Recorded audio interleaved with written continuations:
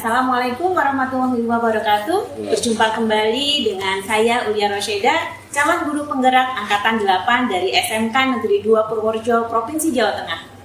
Kali ini saya tidak sendiri, saya bersama dengan Bapak Muhammad Husni Eskom. Beliau adalah Ketua Kompetensi Keahlian Multimedia dan Ketua Program Keahlian Broadcasting dan Perfilman. Selain itu juga beliau mengajar di mata pelajaran produktif multimedia dan broadcasting perfilman.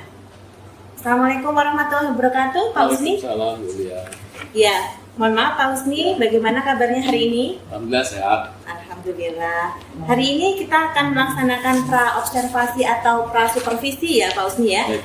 Jadi sebelum besok saya akan melaksanakan supervisi di kelas, jadi kali ini kita akan melaksanakan pra-observasi dulu. Tujuan dari supervisi atau pengamatan di kelas itu untuk mengetahui dan memahami jalannya proses pembelajaran yang besok akan Pak Husni lakukan. Dan mengapa sekarang kita melaksanakan pra-observasi itu sebagai persiapan awal untuk mengembangkan kemampuan dalam mencapai tujuan pembelajaran pada proses pembelajaran bersama dengan peserta didik agar dapat menciptakan tentunya pembelajaran yang menyenangkan dan berpihak pada murid. Gitu ya Bapak ya? Siap.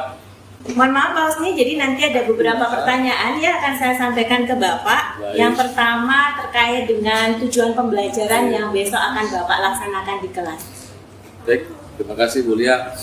Besok saya mengajar itu mata pelajaran desain komunikasi visual. Oke. Sasaran kelasnya adalah kelas BCM atau broadcasting dengan tema itu menerapkan storyboard dalam multimedia. Ya.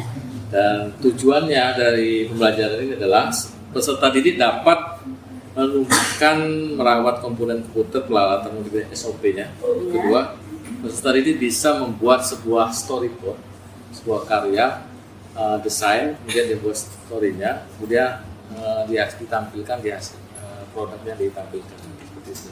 Oh baik, Ya. berarti di sini tujuan pembelajaran yang besok akan Bapak terapkan di kelas ada 4 ya Pak ya? Ya. Yang ini berkaitan dengan materi pembuatan storyboard gitu. Betul. Baik, untuk selanjutnya Pak, bagaimana dengan area pengembangan yang akan Pak Husni capai? Area pengembangan saya kembangkan di pengetahuan dan keterampilan gitu ya. Iya. Dengan melalui job sheet atau LTK yang sudah saya buat, kemudian pengetahuan itu dengan soal-soal untuk melatih kompetensi siswa. Oh, gitu. Terus nanti berdiferensiasinya juga tetap ada, kan nanti ada KSC ya, diferensiasi konten, proses dan produk juga tetap ada. Terus nanti juga ada teknik speakingnya juga, biar anak juga bisa. Berarti nanti area pengembangan yang akan Bapak capai ini terkait dengan pengetahuan, keterampilan, terus memuat pembelajaran berdiferensiasi dan kompetensi sosial emosional di peserta didik gitu ya Pak ya? Betul sekali Bu ya. Baik, kemudian Pak Husni, bagaimana terkait dengan rancangan pembelajaran yang akan Pak Husni terapkan yang berhubungan dengan strategi, model pembelajaran, dan metode pembelajaran? Kalau model pembelajaran saya menggunakan problem based learning ya. Metodenya nanti saya juga menggunakan metode digital, ada slide presentasi, kemudian ada interaktif dengan siswa. Siswa nanti membuat desain atau produknya itu tentang storyboard, kemudian hasilnya itu ditampilkan. Seperti itu. Oke, baik Pak. Untuk tadi yang terkait dengan diferensiasi konten, proses, dan produk, mungkin kira-kira apa yang akan Bapak lakukan, apa contohnya gitu Pak? Proses mungkin dari awal persiapan ya, siswa dari awal persiapan dari berdoa dulu, kemudian dia membuat rancangan, mengamati objek yang akan dibuat ceritanya atau story-nya. Terus kemudian setelah itu siswa akan membuat produk itu, mengaplikasikannya ke komputer, dibuat menggunakan AI atau Corel story yang dia buat. Kemudian setelah dia proses dari perencanaan, proses, kemudian pencetakan nanti akan jadi sebuah buku atau seperti poster lah, storyboard itu yang bisa ditampilkan. Tadi ada diferensiasi proses, ada konten dan ada, juga produknya ya. Ya. Kan beragam nanti dipersilakan siswa untuk bisa memilih Ya, jelas dengan sesuai kemampuan dengan kemampuan anak-anak masing-masing. Oke, baik Bapak. Kemudian bagaimana dengan media pembelajaran yang akan dilaksanakan di kelas Bapak besok? Media pembelajaran mungkin yang sama ya, menggunakan slide PPT juga ada. Ya. Kemudian interaktifnya paling menggunakan Google Classroom atau Google WA Group juga bisa. Oke, berarti ada media pembelajaran melalui presentasi dan ada melalui komunikasinya di WA Group gitu ya. Ya. Baik Pak Usni, untuk kira-kira kapan Pak Usni ini akan melaksanakan pembelajaran? Sesuai jadwal pembelajaran yang sudah diterapkan oleh guru-guru sekolah sekitar pukul 20 besok pagi berarti jam 10.15. Berarti setelah istirahat ya Pak Setelah ya? istirahat. Nanti saya insya Allah akan datang ke kelas Bapak untuk melaksanakan supervisi gitu. Jadi besok di kelas 11 PCF ya Pak ya? Siap. Di jam ke-5. Jam ke-5, 10.15 ya. Baik. Insya Allah misalkan saya datang di kelas Bapak dan mohon izin untuk melakukan pengamatan ya Pak ya. Siap. Dan ada lembar observasi yang akan saya isi nanti untuk kita lakukan refleksi. Selain itu nanti setelah ada observasi atau supervisi di kelas, insya Allah akan ada pelaksanaan pasca observasi atau pasca supervisi yang nanti kita juga akan lakukan percakapan di situ dan akan dihadiri juga oleh pengajar praktik saya di pendidikan guru penggerak ini. Baik. Gitu ya Pak ya. Terima kasih banyak atas kesempatannya saya diberi waktu untuk berbincang-bincang dengan Pak Usni kali ini. Insya Allah kita akan bertemu esok ya Pak ya. Semoga Pak Usni juga diberikan kesehatan, kemudian urusan dan kelapangan rezeki. Begitu. Demikian percakapan pra observasi atau pra supervisi dari kami. Semoga selanjutnya akan bisa berjalan dengan lancar dan memberikan dampak positif. Terima kasih. Mohon maaf lahir batin. Demikian. Wassalamualaikum warahmatullahi wabarakatuh. Waalaikumsalam.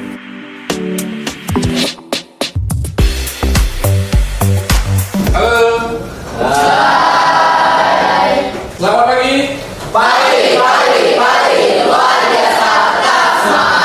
Tepuk tangan. Apa kabar kalian semua? Alhamdulillah. Sehat? Alhamdulillah. Ada yang sakit? Tidak. Sehat ya? Iya. Terima kasih. Baik, sebelum kita mulai pembelajaran hari ini kan kayaknya nih masih ngantuk. Kita eskripsi sebentar. Siap? Ya, siap. Ikutin perkataan saya. Siap. Aturannya cuma itu.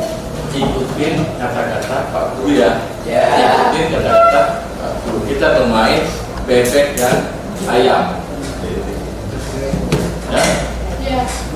Kalau bilang bebek, ayam, kalian bilang, kan perintahnya ikutin perintah, ikutin mulut saya dong. Ya. Kata-kata Pak Guru dong. Ya. Bebek. Ayam. Bebek, ayam. Ayam, bebek. Ada berapa bebek? Pintar. Nah, bagus, berarti konsentrasi Anda bagus sekali ya. Berarti sudah siap. Baik. Hari ini ada yang bisa memimpin doa dulu sebelum ke PM. Mas Reza, oke, silakan memimpin doa. Duduk siapkan. Doa mulai. Bismillahirrahmanirrahim. Raditu billahi rabba wa bil islami dina wa bil muhammadin nabiyya wa rasulah. Rabbi zidni ilma warzuqni fahma. Amin ya rabbal alamin. Beri salam. Assalamualaikum warahmatullahi wabarakatuh. Waalaikumsalam warahmatullahi wabarakatuh. Baik, kemarin kan Pak Ustaz sudah belajarin kalian tentang materi prinsip desain teksnya ya. Kita flashback ke materi yang sebelumnya. Ya, yang tahu saya biar tahu kalian belajar seperti apa dulu. Ya, nah kemarin kan udah gini ya. Ingat nggak? Tentang desain dan interaktif itu seperti apa, gitu ya? Dan inti terakhir itu apa kemarin endingnya?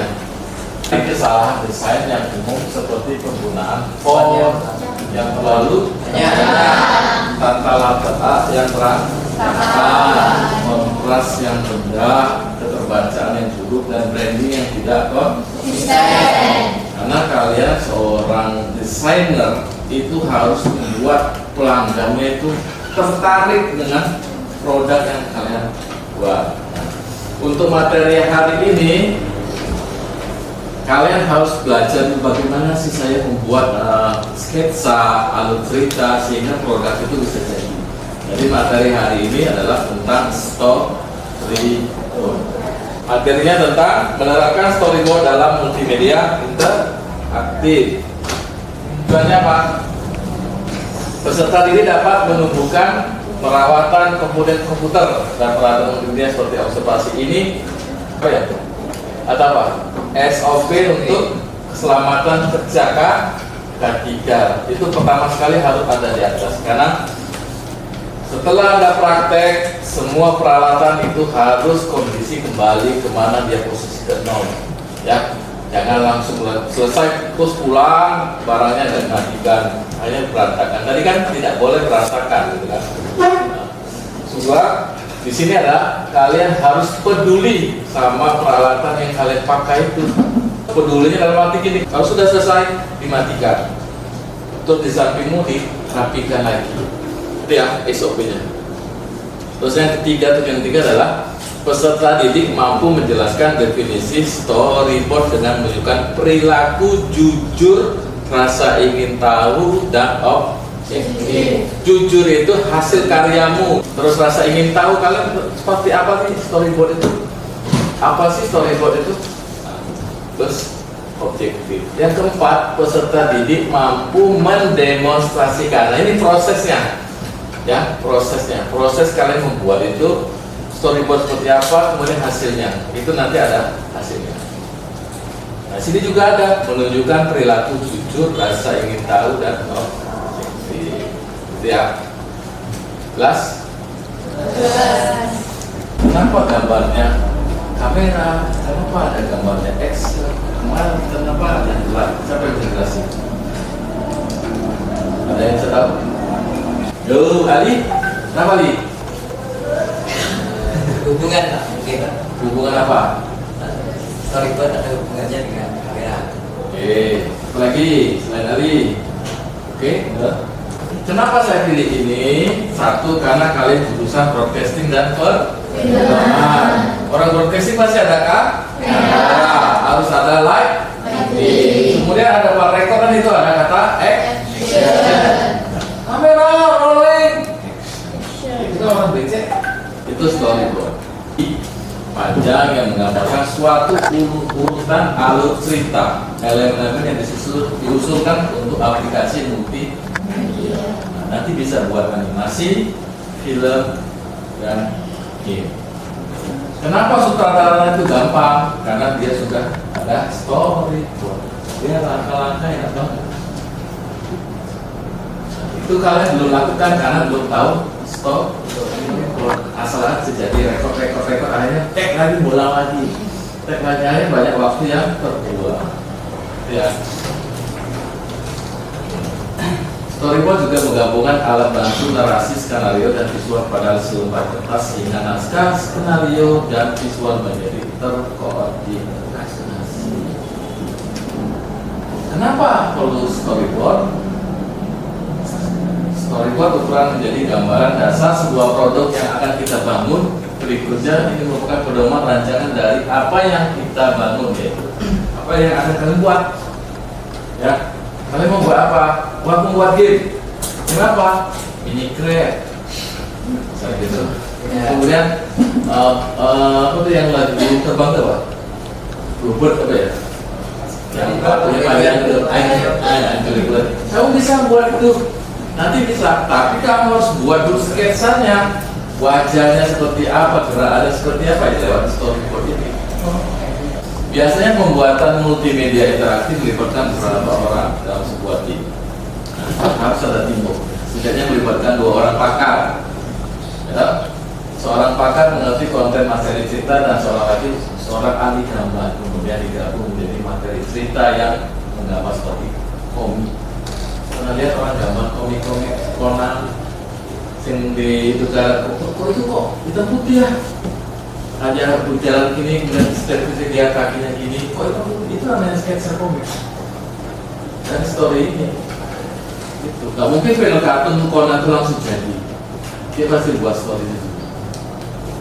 Nah, story buat dalam pembuatan multimedia seperti ini sebagai panduan bagi orang yang terlibat di dalamnya, mulai sutradara, penulis cerita, lighting, dan kamera. Jadi paling penting adalah storyboard dulu, karena itu yang akan membantu oleh seorang sutradara, penulis cerita, lighting, dan kamera. Memungkinkan seorang membuat film untuk memvisualisasikan ide-ide, ya, sebagai alat untuk mengkomunikasikan ide keseluruhan, menjelaskan tentang alur narasi dari sebuah cerita, berperan dalam pembuatan waktu, anak waktuan, timing, sequence.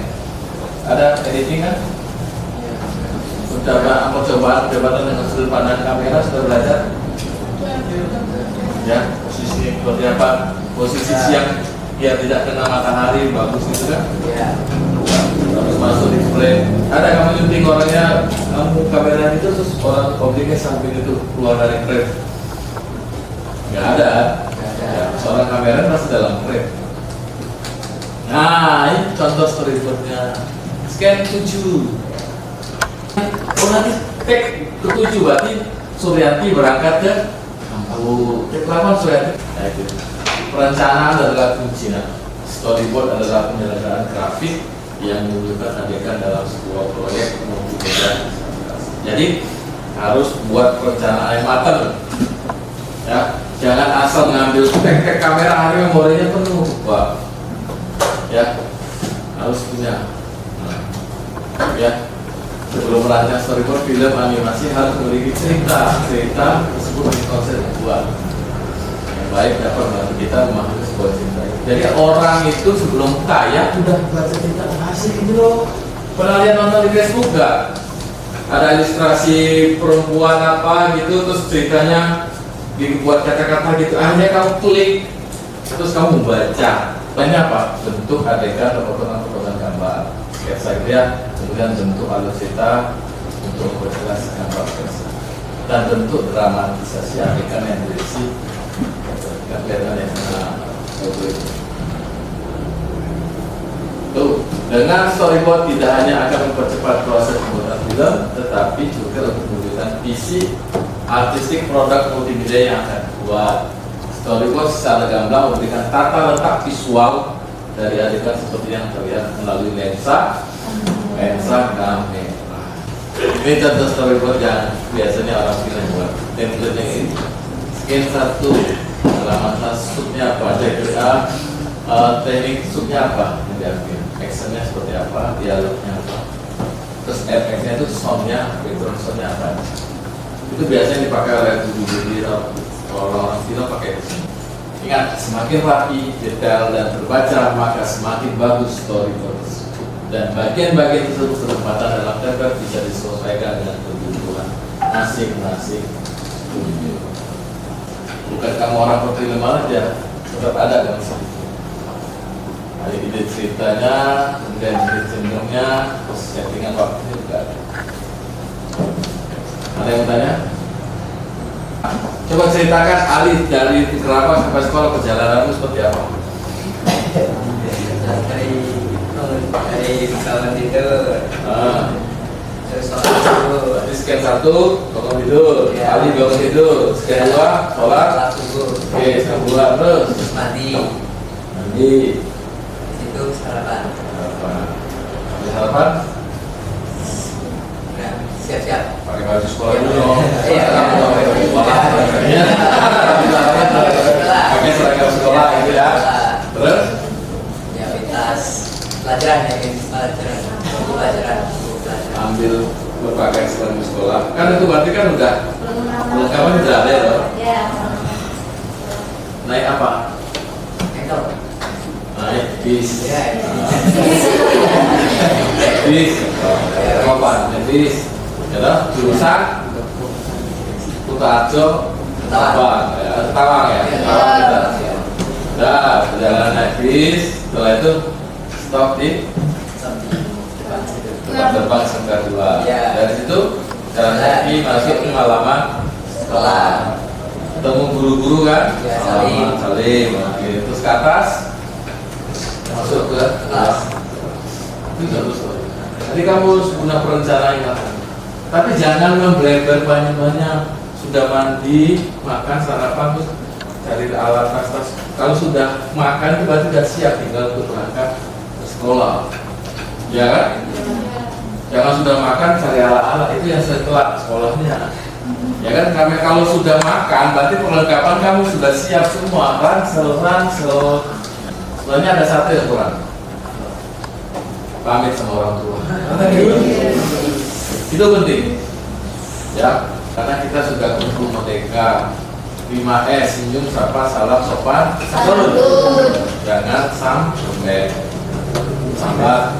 Oh sama. Sampai Pak, banyak sekali tugas saya Pak. Umurnya sekian, Pak anak sekian, Pak Usti nggak ada tugas. Aman. Nah, itu bisa gitu. Hilangkan kata sambat. Nanti kalian relaksasi, kita relaksasi sebentar tangannya ini, terus kalian merem, cari posisi yang enak, duduk yang enak, bersandar yang enak, dengarkan suaranya ini, ya, siap? Nah, ambil posisi yang enak, boleh terserah mau ngapain, yang penting relaksasi, 3 menit ya, sambil menjamkan mata, ya kan? Berhenti, amati nafas, amati perasaan, pikiran, dan lanjutkan kembali aktivitas. Mari kita stop sejenak dari kegiatan apapun yang dilakukan saat ini. Mari istirahatkan sejenak fisik dan mental selama kurang lebih 3 menit saja. Duduk senyaman mungkin, bisa menggeser posisi duduknya agar lebih nyaman. Cobalah duduk tidak membungkuk, tetap tegak, tetapi kedua bahu tetap rileks. Relax ya. Ya, seperti itu. Mari rasakan kursi yang menopang tubuh Anda. Rasakan kedua telapak kaki bertumpu pada lantai. Silakan letakkan tangan pada pangkuan atau di atas meja. Relax. Kemudian silakan pejamkan mata jika merasa nyaman, atau cukup arahkan pandangan ke bawah. Relax. Amati nafas. Amati nafas masuk dan keluar. Bernafaslah seperti biasa.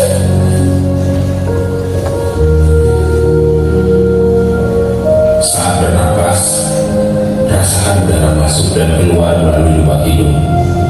Rasakan abdomen yang turun naik saat bernapas.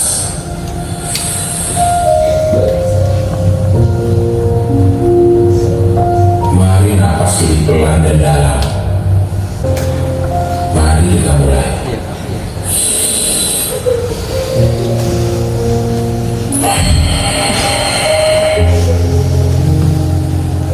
Amati tubuh yang terasa lebih rileks saat mengeluarkan napas. Mulai dari otot wajah, sekitar dahi, kelopak mata, pipi, rahang, dan dagu. Kemudian kedua bahu, lengan atas, dan jari jemari Anda. Amati nafas yang lebih tenang dan pelan. Amati perasaan Anda saat ini. Anda tarik nafas, tahan 4 detik, keluarkan 4 detik. Amati pikiran Anda saat ini. Apakah yang Anda pikirkan saat ini? Apakah pilihan yang akan Anda lakukan setelah ini?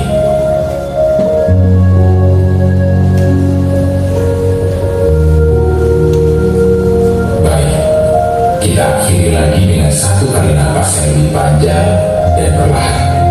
Silakan lanjutkan kembali kegiatan dengan membawa perasaan yang lebih tenang, pikiran yang lebih fokus, dan tubuh yang lebih rileks.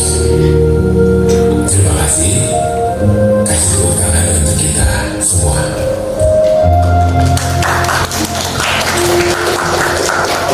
Benar-benar hadir, biasanya beban pikiran itu ringan. Di sini ada tahap multimedia. Yang pertama itu konsep. Kamu buat konsep dulu, ya. Kemudian setelah dibuat konsep, dibuat desain yang cantik, yang menarik, kata-katanya juga enak, esensial kepada. Kemudian materialnya apa sih? Ya.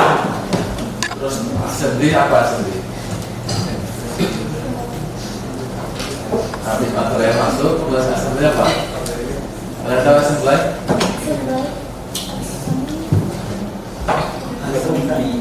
Apa tuh assembly? Cari di Google. Assembly. Apa loh? Apa Mas Yani? Kamu yang muter ya? Coba assembly apa? Apa? Kalau bahasa Inggris pinter. Apa?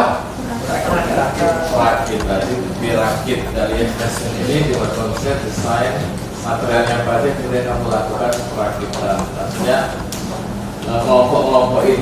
Ya. Kemudian setelah dirakit, dites, dilakukan tes dulu. Sudah oke, bagus ini, baru dibuatkan dan terakhir finishing.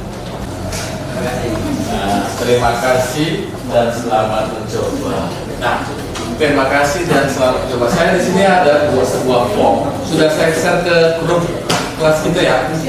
Sudah ketemu format storyboardnya? Sudah dibuka, silakan. Format itu masih kosong. Dan saya juga sudah sharekan contoh tugas kalian membuat storyboard tentang bebas, masing-masing terserah kalian. Yang penting ada format seperti itu kalian isi. Dan saya lihat dan tugas ini adalah mandiri, hasil produk kalian ya. Nanti proses pengumpulannya dikumpulkan via WA atau Japri ke Pak Usti boleh? Ya Pak. Gitu ya? Ya. Jelas? Jelas. Ini kan contoh kan? Ini contoh storyboard yang sudah dibuat tentang misi seorang kunci. Modulnya adalah intro, ini pembukanya. Ya. Nah ini colornya, backgroundnya pink, orange, sama ya. Kemudian teksnya, mentionnya, mention yang startnya, kemudian coklat. Itu kalau ketemu angka-angka di mana Pak? Banyak sekali di Google ya. Ya, format seperti ini. Paham? Kira-kira kalian membuat tugas apa? Storyboard tentang game boleh, tentang pokoknya Pak Usi tidak, ini kan berpihak pada murid ya, diberikan kebebasan kalian membuat storyboard tentang apa yang akan dibuat alur ceritanya. Mungkin boleh, mungkin apa boleh. Ya, tentang cerita kalian dari rumah seperti Ali tadi juga boleh kan? Ya.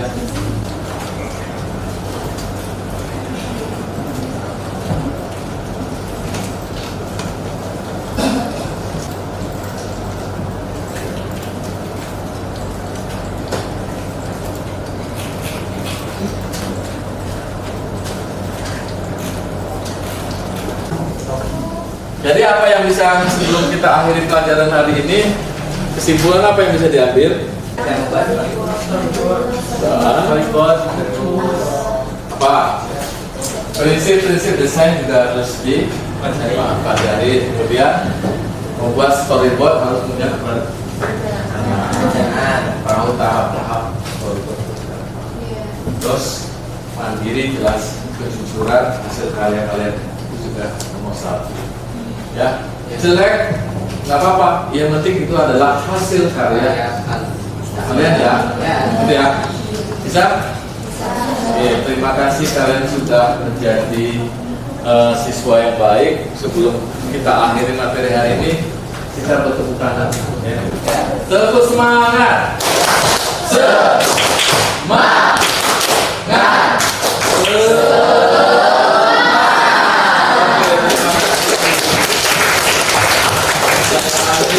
Hari ini sampai ketemu minggu depan. Terima kasih sudah menjadi siswa yang baik, siswa yang kreatif, inovatif, mandiri dan jujur. Assalamualaikum warahmatullahi wabarakatuh. Waalaikumsalam warahmatullahi wabarakatuh. Terima kasih, Pak.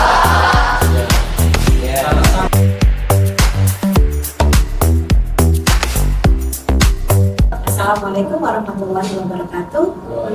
Berjumpa kembali dengan saya Ulia Rosyeda, calon guru penggerak angkatan 8 dari SMK Negeri 2 Purworejo, Provinsi Jawa Tengah. Pada kesempatan kali ini adalah kegiatan pasca observasi setelah kemarin melakukan supervisi akademik. Kali ini saya bersama dengan Bapak Muhammad Husni Eskom sebagai guru yang telah diobservasi di kegiatan supervisi akademik dan bersama dengan Ibu Siti Nurhayati sebagai pengajar praktik di program pendidikan guru penggerak angkatan 8. Baik, Assalamualaikum warahmatullahi wabarakatuh, Pak Husni dan Bu Siti. Apa kabarnya nih hari ini? Alhamdulillah sehat semuanya ya. Baik, mohon maaf Pak Husni, pada kesempatan kali ini saya akan menyampaikan beberapa pertanyaan ya terkait pelaksanaan proses pembelajaran di kegiatan observasi kemarin. Jadi di kegiatan pasca observasi ini saya akan melakukan kembali atau melakukan coaching ya dengan tujuan untuk mengevaluasi sejauh mana proses pembelajaran yang sudah dilakukan oleh Pak Husni kemarin. Bagaimana perasaan Pak Husni dalam observasi kemarin? Ya, biasa. Tugas guru kan juga harus siap. Siapapun yang supervisi juga harus siap pada kondisi seperti apa. Kalau cuaca seperti itu ya guru wajib harus siap. Kalau situasinya saya menyenangkan, belajar saya menyenangkan dengan siswa. Dan siswa apalagi ya?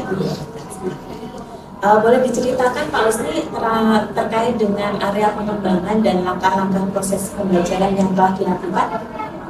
Area pengembangan memang ke pengetahuan dan dengan untuk proyek sebenarnya berdasarkan proyek ke siswa.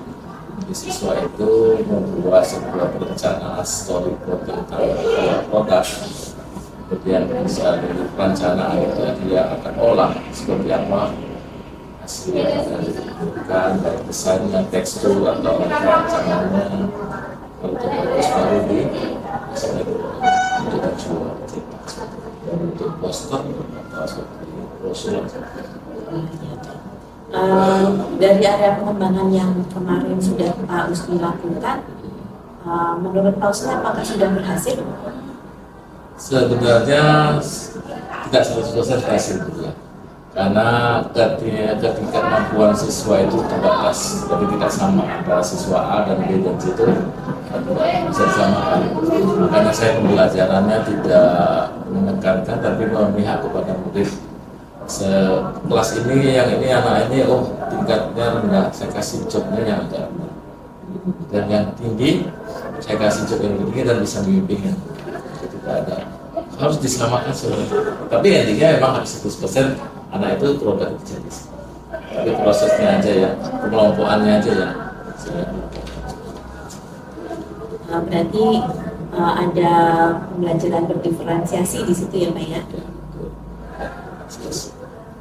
Untuk mungkin kedepannya di pembelajaran Pak Husni menyikapi terkait dengan kendala tersebut ada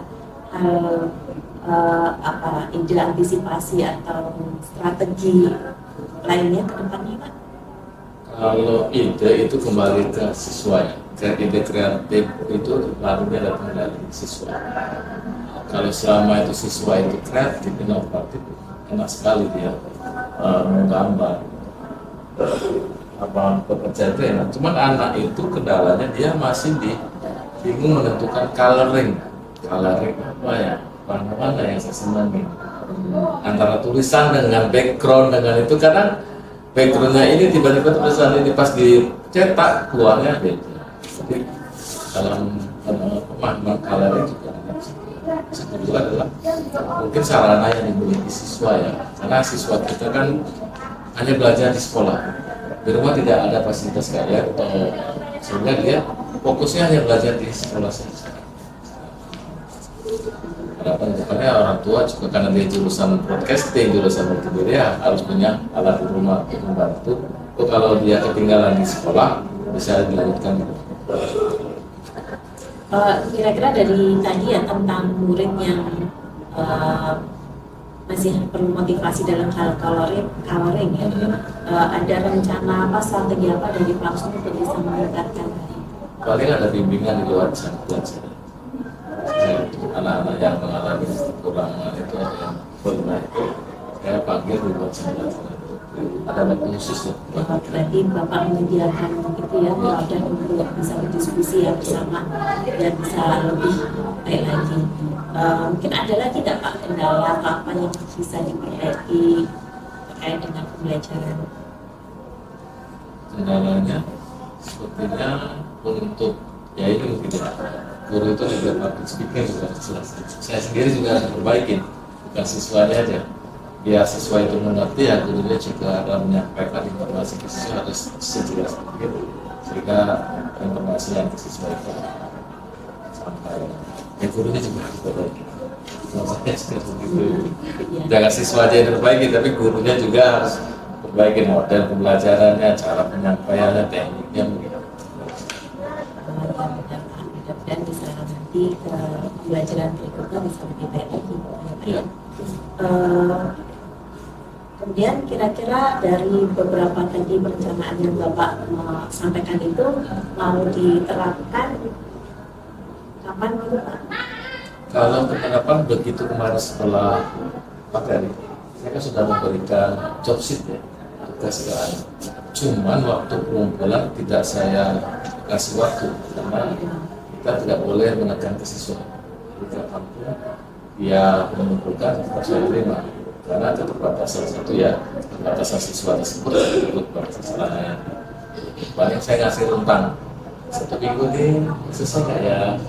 Belum selesai nggak apa-apa. Karena kita tidak boleh, kamu harus gini, nggak ada. Karena sudah berpihak. Berarti akan langsung diterapkan di pembelajaran berikutnya yang Pak Usni laksanakan di kelas ya, gitu. Sejauh ini sih kemarin saya juga mengamati sudah bagus sekali yang disampaikan oleh Pak Usni pada saat penerapan di kelas. Ada pembelajaran diferensiasi, kemudian kompetensi sosial emosional juga ada sehingga siswa antusias dan semangat untuk belajar.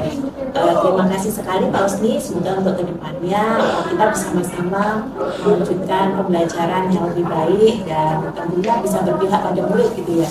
Baik, pada kesempatan berikutnya saya berikan kesempatan kepada Bu Siti Nurhayati untuk bisa memberikan umpan balik atau tanggapan terkait dengan jalannya kegiatan pasca observasi atau pada observasi kelas yang sudah saya laksanakan. Terima kasih. Saya akan memberikan kemudian terkait prinsip coaching di dalam kegiatan pasca supervisi ini. Prinsip coaching yang dilaksanakan oleh gurunya ini dari 8 kriteria ini alhamdulillah sudah bisa dilaksanakan. Yang beberapa tidak belum maksimal karena memang percakapannya belum ditutup, percakapannya belum ditutup. Jadi poinnya yang pertama gurunya sudah menanyakan perasaan, kemudian menanyakan tujuan dan area pengembangan kepada coaching, kemudian tujuan sudah ditetapkan sendiri oleh Bapak Usni. Jadi di sini gurunya tidak mengarahkan, ya, tidak memberikan saran, tidak mengarahkan, dan murni dari Pak Usni sendiri, sehingga prinsip kemitraannya bisa dilaksanakan. Kemudian untuk proses kreatifnya, proses percakapan sudah berjalan 2 arah dan Pak Usni yang lebih banyak melakukan di sini memang sebenarnya harusnya seperti itu. Pak Husni yang lebih banyak berbicara di sini, kemudian Bu Lia lebih banyak mendengar dengan presence dan mindfulness ya. Semoga mindfulness yang meskipun tadi ada iklan sedikit tapi sudah presence, sehingga sudah bisa berjalan, dan Bu Lia juga sudah merangkum apa yang disampaikan di sini. Kemudian pertanyaan yang diberikan juga pertanyaan yang menggali potensi dan pemahaman dari Bapak Husni, menanyakan strategi, menanyakan pendalaman, menghadapi dan solusinya, sehingga proses kreatifnya sudah bisa berjalan, sudah nampak di sini. Kemudian untuk prinsip coaching yang memaksimalkan potensi, di pertanyaan-pertanyaan Bu Lia tadi ada pertanyaan yang berkaitan dengan tindak lanjut yang konkret. Jadi sudah ditanyakan nih kapan eksekusinya, pembelajaran besok sudah bisa dilaksanakan, dari Pak Husni sudah ada pembuatan job sheet dan sebagainya. Jadi tindak lanjutnya juga sudah konkret dan itu sudah nampak diskusinya kapan seperti itu. Dan tindak lanjut ini juga idenya semuanya berasal dari coachingnya dari Bapak Husni. Kemudian itu sudah lengkap ya, kalau bisa dilanjut sebulan. Baik, terima kasih Bu Sinti terkait dengan umpan balik dan tanggapannya. Berikutnya ada hal yang perlu saya tanyakan kembali kepada Pak Husni terkait pengembangan diri ya. Rencana pengembangan diri yang Pak Husni akan lakukan. Kira-kira aktivitas pengembangan apa yang akan Pak Husni lakukan dari tujuannya serta target keberhasilan yang diinginkan? Ya, peningkatan kompetensi saya ditingkatkan lagi. Saat ini saya juga sudah menjadi narasumber baru dari dan besok minggu juga menghadiri simposium di Solo. Jelas, saya harus meningkatkan kata puas untuk saya. Harus belajar lagi. Setelah kita mampu, Selanjutnya untuk kesimpulan yang Pak Husni dapatkan dari kegiatan dari pra, observasi dan pasca, kira-kira apa nih? Ya, yang jelas pembelajaran dan menangkap. Kemudian sebagai coach saya juga sangat membantu. Asik tidak kaku dalam arti kita tidak ada dia pejabat dia, kita satu guru tiga dia, berarti berkolaborasinya juga enjoy, tidak ada. Perlu ditingkatkan lagi mungkin paling kebersamaan untuk rumah mungkin dia semuanya. Gitu. Ya, menarik sekali. Terima kasih Pak Husni, terima kasih Bu Siti. Demikian kegiatan pasca observasi dalam supervisi akademik. Terima kasih dari saya sampaikan. Mohon maaf lahir batin. Kami akhiri. Wassalamualaikum warahmatullahi wabarakatuh. Waalaikumsalam.